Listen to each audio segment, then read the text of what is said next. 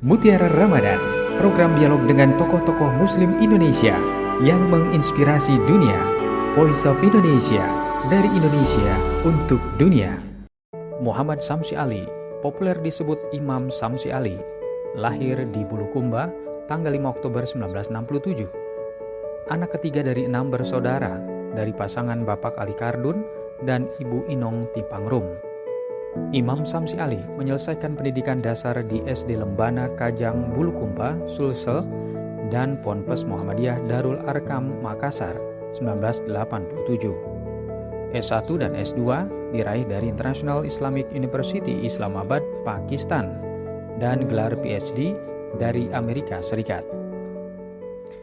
Ourselves, an attack to any or anyone is an attack to all of us. And therefore we must continue this partnership, once again fighting for one another. Thank you very much. Penghargaan yang diraih Imam Samsi Ali diantaranya Turkish Cultural Center Friendship Award, the 500 Most Influential Muslims in the World, Hall of Fame BAACUSA, Ellis Island Medal of Honor Award, dan sederet penghargaan prestisius lainnya. Assalamualaikum warahmatullahi wabarakatuh.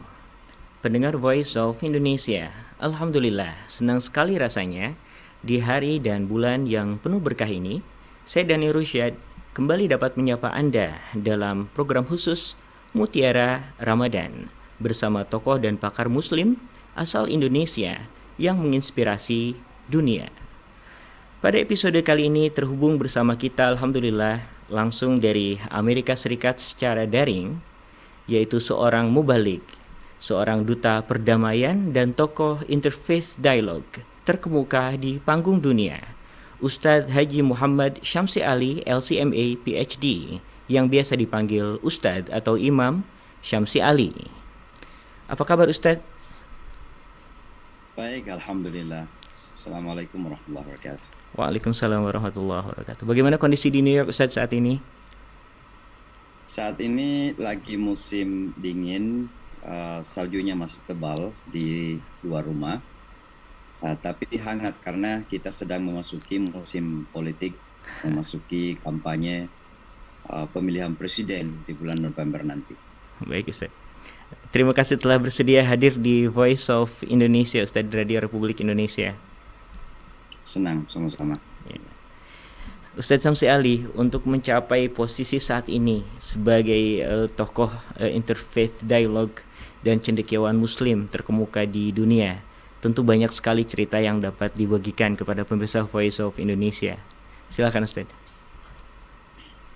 Ya, jadi Alhamdulillah ini perjalanan panjang ya.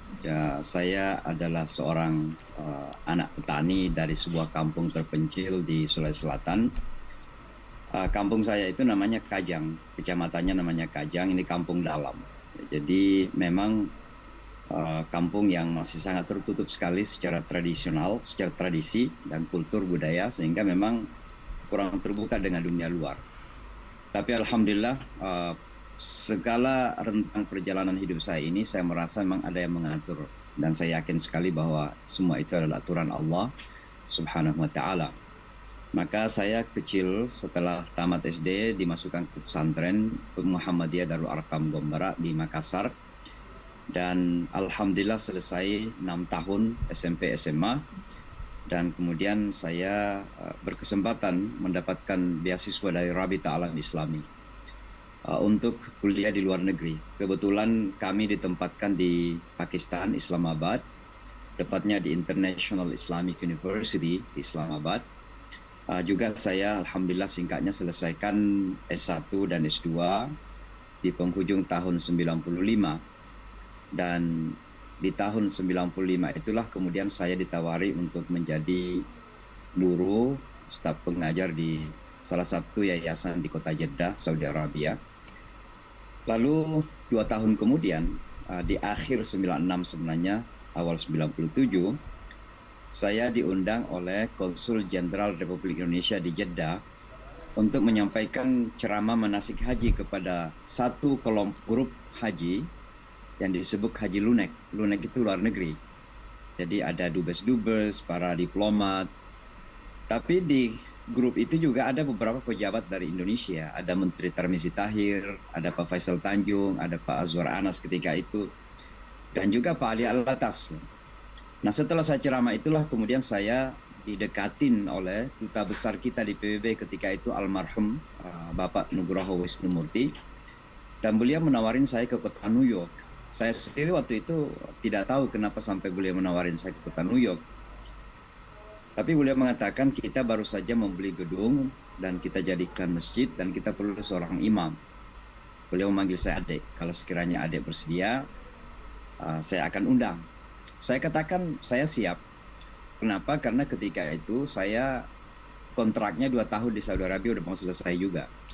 Maka singkat cerita berangkatlah saya ke Amerika Serikat, tepatnya di kota New York, Desember 96. Dan alhamdulillah hingga kini masih juga tinggal di Amerika Serikat. Tapi saya kira kalau saya melihat dari semua rentetan perjalanan ini, yang menjadikan kemudian saya terekspos kepada banyak kesempatan-kesempatan itu adalah peristiwa 9/11 di tahun 2001. Ketika ada serangan teror ke Amerika Serikat, sebuah peristiwa dahsyat yang bagi bangsa Amerika tidak pernah dimimpikan bisa terjadi seperti itu. Karena bagaimana mungkin 2 buah gedung yang sangat penting dan vital itu bisa diruntuhkan. Dan ini sesuatu di luar sangkaan orang-orang Amerika. Karena kekuatan Amerika ini kan dahsyat. Negara superpower yang punya kekuatan intelijensi yang sangat kuat kan. Kok bisa kebablasan seperti itu? Nah, kebobolan seperti itu. Nah, sehingga singkat cerita saya tidak perlu menjawab kenapa bisa kebobolan, itu Allah yang tahu dan Amerika juga tahu. Nah, karena biasanya saya ditanya, kira-kira 9/11 itu pelakunya siapa gitu. Jawaban saya biasanya ya Allah wa Amerika alam gitu ya. Allah dan Amerika yang tahu.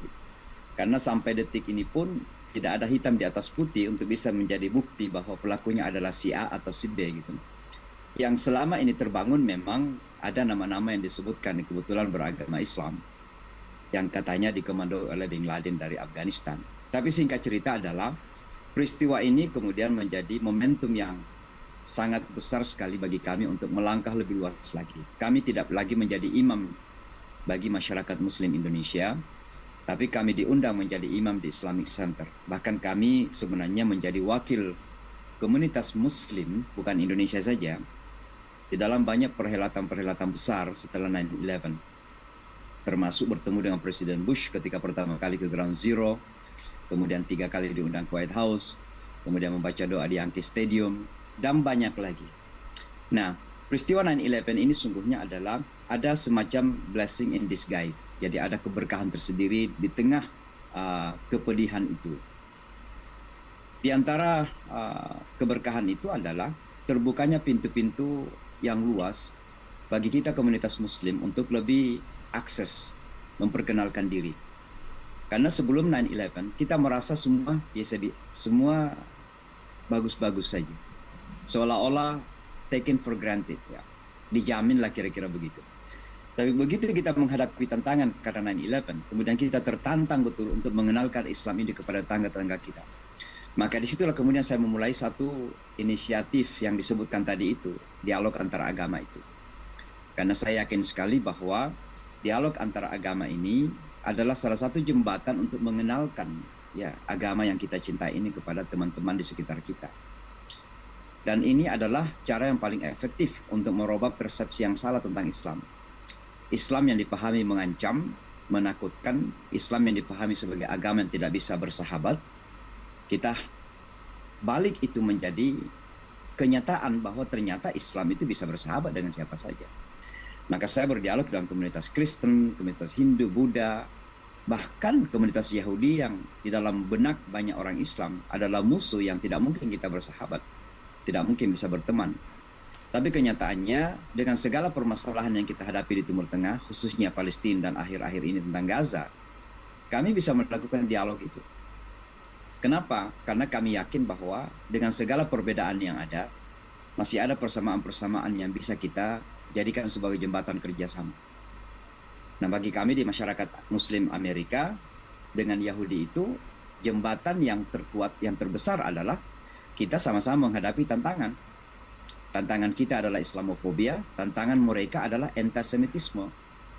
Dan itu sama-sama tingginya.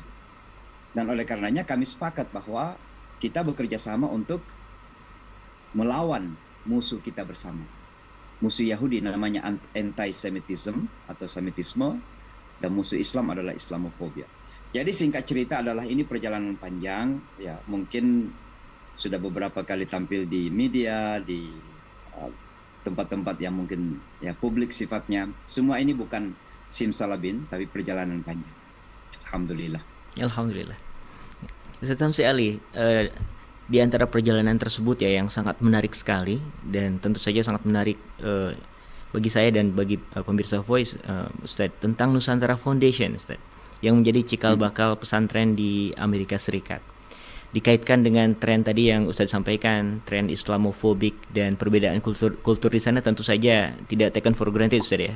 Banyak kerintangan dan tantangan. Bagaimana Ustaz menghadapi rintangan dan tantangan dalam misi dakwah, khususnya pengembangan upaya tadi yang Ustaz sampaikan? Ya, jadi Nusantara Foundation ini saya dirikan ketika saya sudah selesai menjadi imam di Islamic Center atau semacam masjid rayanya kota New York lah, di tahun 2013 atau 14 yang lalu. Tujuan utama daripada Nusantara Foundation ini adalah untuk menjadi rumah bagi mu'alaf. Karena saya ini alhamdulillah dengan izin Allah banyak mengislamkan orang. Sehingga saya merasa bahwa mereka yang kita Islamkan itu perlu dibina dengan baik. So, ada dua kemungkinan. Mu'alaf itu orang-orang yang masuk dalam agama Islam ini ada dua kemungkinan. Bisa kembali ke dunia lama, tidak harus murtad, tapi kembali jadi pemabuk, jadi macam-macam gitu ya. Maka perlu dibina. Atau sebaliknya, tiba-tiba menjadi sangat ekstrim. Karena semangat yang tinggi tidak diimbangi oleh ilmu pengetahuan atau ilmu Islam. Maka kami merasa bahwa perlu ada wadah untuk menjadi pusat pembinaan mu'alaf. Maka kami dirikan Nusantara Foundation ini. Nah, alhamdulillah di sekitar tahun 2018 yang lalu kami mendapatkan tawaran untuk membeli sebuah properti, tepatnya di Connecticut, 2 jam dari kota New York. Dan ternyata ketika saya membeli properti itu cukup besar, 10,5 hektar tanahnya, saya kemudian teringat bahwa kalau hanya mu'alaf center saja, rasanya kurang pas. Maka kami kemudian berniat mendirikan pondok pesantren. Kami sudah berusaha sejak tahun 2018 sampai saat ini, ya merenovasi gedung-gedung yang ada dan sudah kita manfaatkan, walaupun belum menjadi pesantren full time. Intinya adalah bahwa perjalanan dakwah ini kita jalankan terus-menerus dengan segala tantangan yang ada. Salah satu tantangan tentunya adalah memang kesalahpahaman kepada Islam ini. Kesalahpahaman ini tentu disebabkan oleh banyak hal. Memang tidak pernah belajar, tidak tahu. Orang Amerika ini kan tidak peduli dengan agama. Saya tidak mengatakan Islam, dengan agama. Jadi agama itu dianggap ya hanya semacam seremonial saja. Kalau ada acara-acara keagamaan ya mereka ke gereja, mereka ke sinagog gitu. Berbeda dengan kita orang Islam. Memang kita we take it seriously ya. Kita ambil agama ini dengan sangat-sangat serius gitu. Maka mereka tidak peduli dengan agama. Maka jangan kita pernah kemudian membayangkan bahwa mereka akan pelajari agama Islam. Maka mereka tidak tahu. Maka wajar kalau mereka salah faham. Tapi juga karena memang ada semacam distorsi, khususnya disampaikan oleh media massa. Di mana media massa itu terkadang kalau ini anjing menggigit orang kan bukan berita. Tapi kalau orang menggigit anjing baru menjadi berita. Kalau saya ini bekerja sama membangun dialog dengan masyarakat Yahudi, itu biasa-biasa saja. Tapi coba bayangkan suatu ketika kalau saya berceramah misalnya, lalu kemudian mengutuk ya kaum Yahudi, pasti itu akan menjadi berita utama kan. Maka itulah yang terjadi ketika ada orang Islam yang melakukan kejahatan di mana saja di dunia ini. Maka itu yang kemudian menjadi headlines di Amerika Serikat. Sementara karya-karya inovasi orang Islam yang sangat luar biasa ini, misalnya gedung tertinggi di Chicago itu kan, itu arsitekturnya kan orang Islam misalnya. Betapa banyak orang Islam kemudian membangun perekonomian New York. Di dalam bidang pendidikan, ada 125 ribu murid-murid di sekolah umum kota New York ini adalah orang Islam. Sekitar 14-15%. Artinya apa? Bahwa memang banyak kesalahpahaman kepada agama ini karena distorsi. Tapi ada lagi yang sebenarnya menjadi penyebab kesalahpahaman yang paling menyakitkan. Adalah karena kita umat Islam gagal menampilkan Islam yang sesungguhnya. Baik pada tataran individu maupun pada tataran publik. Negara-negara Islam tidak menjadi contoh bagi negara-negara yang lain. Kita negara Islam terbesar, Indonesia misalnya, tapi seringkali dikenal sebagai negara juga yang terkorup ya. Nah gitu. Artinya kita gagal menampilkan Islam. Kalau Islam itu kan kejujuran kan. Islam itu adalah pertanggungjawaban, termasuk pertanggungjawaban publik gitu. Maka semua ini kemudian menjadi penyebab kenapa Islam disalahpahami di Amerika. Dan itu kemudian menjadi jalan bagi tumbuhnya Islamofobia. Maka Islamofobia itu bukan terjadi dengan sendirinya. Terjadi karena salah satunya kontribusi kita umat Islam yang gagal menampilkan Islam yang sesungguhnya. Makanya saya selalu mengatakan bahwa dakwah yang paling efektif adalah dengan ketauladanan. Dengan menampilkan Islam ini dalam perilaku kita, baik pada tataran individu maupun pada tataran kolektif jama'i. Saya kira begitu. Ustaz Samsi Ali, kita telah sampai pada akhir dari segmen Mutiara Ramadan. Mungkin ada pesan-pesan mutiara hikmah Ramadan yang ingin Ustaz sampaikan kepada pemirsa Voice of Indonesia. Saya kira ketika kita berbicara tentang Ramadan dan puasa, ya, dan puasa di bulan Ramadan, hal yang terpenting adalah mengeksplorasi kembali kemanusiaan kita. Dan kita ini manusia, itu bukan karena jasad dan fisik maupun material kita, tapi sesungguhnya ada pada ruh kita. Ada definisi manusia dalam bahasa Inggris yang mengatakan begini, mankind, manusia itu, is a spiritual being in a physical body. Jadi manusia itu adalah wujud spiritualitas yang bertengger pada eksistensi fisikal kita.